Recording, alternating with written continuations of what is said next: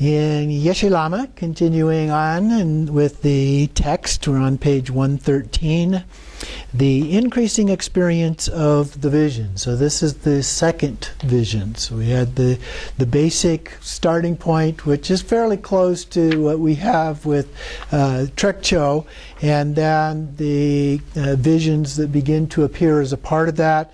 I gave you a handout that had a list of some of the different things in it.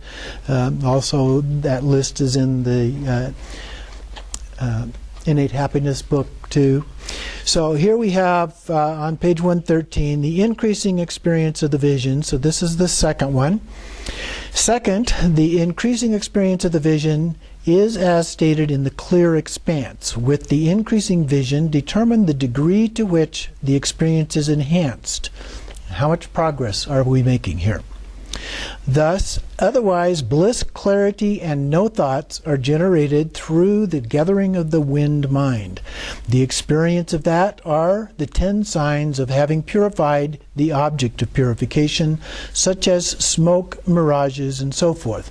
You recall that those are things that we have as experiences, the dissolution of the elements at the time of death.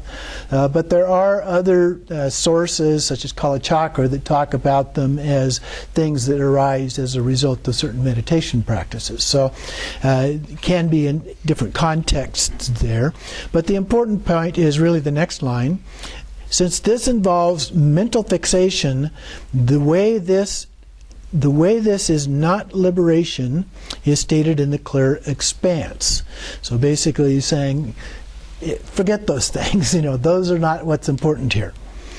The intellect is explained as the confused relative. So intellect can be a big barrier to us. Trying to think about it and look for all these signs and so forth can be a real problem. Thus, it also states in the Bodhisattva's way of life, the genuine is not the domain of the intellect. And thus, it is taught. Here, the natural great perfection is stated in the Tantras. Through the arising of the vision of emptiness from within, the radiance of wisdom is luminous from without. So this is referring to the vision itself, the vision experience. Thus, when the inner empty nature of phenomena becomes apparent, that is the vision, that radiance is the intrinsic nature of clear wisdom, unchanging and increasing outward. So this is the seeing Rigpa, so to speak. When you see the Vajra chains or the Bindus and so forth, that's seeing Rigpa. Inwardly, the channels become clear as light, and secretly the passions are liberated. Since this occurs simultaneously, it does not rely upon mental analysis. So again, that intellect piece that it was referring to. Due to gaining undeniable certainty, this is referred to as the vision of the experience. The way this increases is stated in the Root Tantra. With the ever-increasing experience of the vision, the colors of wisdom arise externally, vertically, horizontally, unilaterally, as varieties of vital essences and kayas that transcend the objectivity of coarse appearances.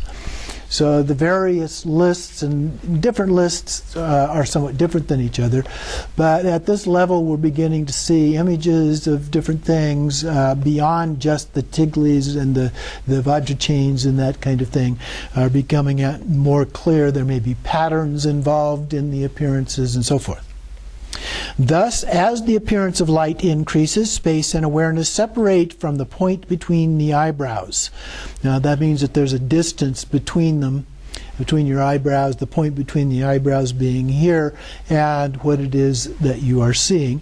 Lights of the 5 colors appear horizontally, vertically, spherically, like stupas, lotuses with 1,000 petals, like palaces, spears, and arrowheads, latticework, like the dots on dice, and so forth. So these are examples of some of the images that you might see as a part of this. So things beyond Bindus and Vajra chains and different patterns that begin to emerge as a part of that. But each individual is going to be different. So you may see things a little bit differently, as you saw when we did our retreat the other day. All these appearances are unpredictable. In addition, the luminosity of the vital essences appears to be the size of a bean. Oftentimes it's said the size of a pea, but you get the idea here. Which gradually increases to the size of a shield. So something that's relatively small begins to expand, and it gets bigger and bigger, and then it begins to look like a large or round shape that fills up a great big section within the sky. Awareness becomes like a bird taking flight, a deer running in the mountains, a slow movement of Sharana. Sharana is a slow-moving mythical beast, or some references a slow-moving river. But anyway, it's a slow-moving thing. And the gradual descent of a honeybee upon a flower. In brief, however familiar one is with the practice, the vision of light increases. And so the brightness, if you will, of these images does increase over time. With relaxation into awareness, there is some familiarity, termed having a sense of familiarity. The indication of supreme familiarity is, as stated in the lamp that illuminates appearances. At the moment that all appearances arise as vital essences and abide as a rich array, this indicates supreme familiarity. Thus it can be determined that wherever one looks, the empty atmosphere is pervaded by the vision of clear light occurring without movement or vacillation. So over time, any movements involved begin to slow down and eventually stop. They stabilize. Then, when the vision of space arises, like muslin, so kind of a fabric, so there's lines going up and down and across, it is the key point to gaze in front of the appearances if the appearances arise horizontally. If they are square, look to the right. If shaped like a half moon, above. If triangular, below. If circular, to the left. If like a tower, look directly out. So some suggestions based on the shapes of what appears. The thing is, you have to be careful, because if you try to look directly at the image, it tends to move. So you can look above or below or to one of the sides and so forth. But if you try to look directly at it, because it's usually not in the center of your field of vision, then it's going to move. And so you keep trying to move and it disappears. So you want to look a little bit off to one side, above, below, whatever. If distinctions are made concerning the indication of liberation based upon the degree of familiarity, it is as follows. When space and awareness separate from the point between the eyebrows, the appearance of the union of the four aspects of wisdom brings liberation such that thereafter samsara is not re-entered. So it's a little bit like the boomies. You get to a certain level, and once that has happened, then you're not going to re-enter samsara. Now, the union of the four aspects of wisdom here, it took me a while to find what that was. What it's referring here are the four attributes of true cessation. Remember in the Four Noble Truths, it talks about the cessation in the Third Noble Truth. And so those four attributes are: Nirvana is the cessation of dukkha, or suffering. Nirvana is peace.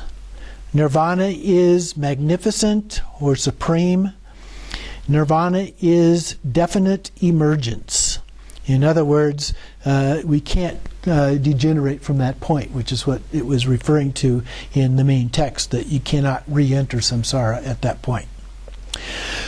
When arising with angular shapes, liberated within the appearance of group formations, there is liberation in the natural Nirmanakaya pure realm. When all appearances mature as five lights and vision of space is perfectly circular, appearances arise as group formations, each adorned with four-petaled lotuses. At the first instant of the arising of clear light, there will be no bardo, and liberation will occur. So what he's talking about here is that depending on the level of attainment within this, there are certain barriers to going back to samsara, or the level of attainment that you will achieve associated with this. As the wisdom intent of the sole heir of the Buddha Tantra, it states, how could it be possible for a fortunate one who has separated space and awareness 4 finger lengths from the eyebrows to re-enter samsara? Whoever sees the angular shapes will accomplish the noble qualities of the Nirmanakaya. Whoever sees objective appearances as group formations will be just as mentioned. So either of those kinds of experiences, he's saying, will guarantee that you will attain the state of Nirmanakaya. So it is. For this reason, the great scholar Vimalamitra asserts that the appearance of group formations just mentioned is the fruition of the increasing experience. So that's this particular vision. And once kayas arise, that is the full extent of awareness vision. So that's the ultimate achievement in terms of this particular vision. The great master Padma asserts that from the union of male and female deity up to the time that the increasing appearances are complete is referred to as reaching the full extent of awareness. So that is a little bit broader perspective in terms of doing deity yoga with a deity and consort up through this particular vision. He also states that the solidarity of deities could be the increasing experience of the vision. I perceive their assertions as a single wisdom intent. In the Clear Expanse, it states, when the vision of the kayas arises and increases to perfection, that is when the bardo appearances are exhausted. The Sambhogakaya is recognized and the bardo is emptied, meaning that you're not going to have the bardo experience at that point. Thus, the arising of the kayas, this would be the bodies, is the indisputable indication that the vision of increasing experience has reached its conclusion, as well as implicitly indicating that the beginning of the full extent. So once you begin seeing complete images of deities, that's what it's talking about, is that you've achieved that level here, the perfection of this particular level.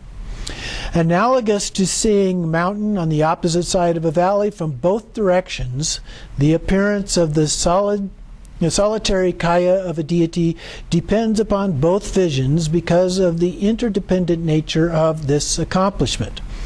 Both visions here, I assume, would be the first vision and the second vision. It could include the third vision. It might be talking about the meeting point between the second and the third visions here. The omniscient one clearly defined the distinction between the wisdom intent of the two masters. All followers who don't understand how to assess the comparisons concerning genuine basic space conceitedly blurt out, trying to convince themselves that they know something. Okay? Their efforts are like child's play. As the external strength of the visions of clear light increases, the inner clear light of awareness also arises as samadhi, clairvoyance, omniscience, and the like. So that's an overview of the second vision.